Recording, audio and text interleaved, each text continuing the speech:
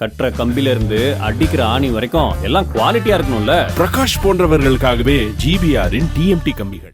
ஏற்காடு பேருந்து விபத்தில் சிக்கி சேலம் அரசு மருத்துவமனையில் சிகிச்சை பெற்று வருபவர்களை அதிமுக பொதுச் செயலாளர் எடப்பாடி பழனிசாமி நேரில் சந்தித்து நலம் விசாரித்து வருகிறார்.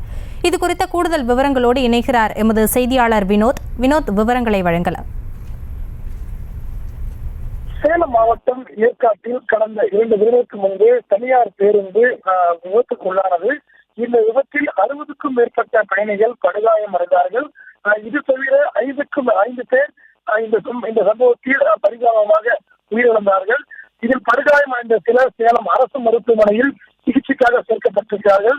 அதே போல் தனியார் மருத்துவமனையில் சிகிச்சை பெற்று வருகிறார்கள். இந்த நிலையில் சேலம் அரசு மோகனகுமார் சிகிச்சை பெற்று வரும் அந்த விபத்தில் படுகாயமடைந்த நபர்களை அதிமுக பொதுச் செயலாளரும் தமிழ்நாடு எதிர்க்கட்சி தலைவருமான எடப்பாடி பழனிசாமி நேரில் சந்தித்து அவர்களுக்கு ஆறுதல் கூறி வருகிறார். இது ஒரு புறம் இருந்தாலும் கூட அவர்களுக்கு தேவையான உதவிகளையும் அதை செய்து தருவதாக அவர் உறுதியளித்திருக்கிறார். அதே போல் அந்த அரசு மருத்துவமனையில் சிகிச்சை பெற்ற ஒரு நபர்களுக்கு பணங்கள் உள்ளிட்ட பல்வேறு பொருட்கள் அடங்கிய பெட்டகத்தையும் அவர் வழங்கி தன்னுடைய ஆறுதலை தெரிவித்திருக்கிறார்.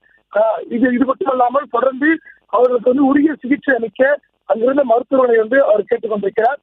குறிப்பாக அதிக வேகமாக சென்ற அந்த தனியார் பேருந்து விபத்துக்குள்ளானதில் பணியாளர்களுக்கு தமிழக அரசு நிவாரண உதவி வழங்க வேண்டும் என அவர் கோரிக்கை வைத்திருக்கிறார். விவரங்களுக்கு நன்றி வினோத்.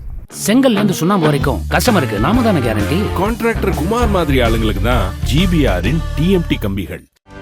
செய்திகளை உடனுக்குடனும் துல்லியமாகவும் தெரிந்து கொள்ள சப்ஸ்கிரைப் பண்ணுங்க.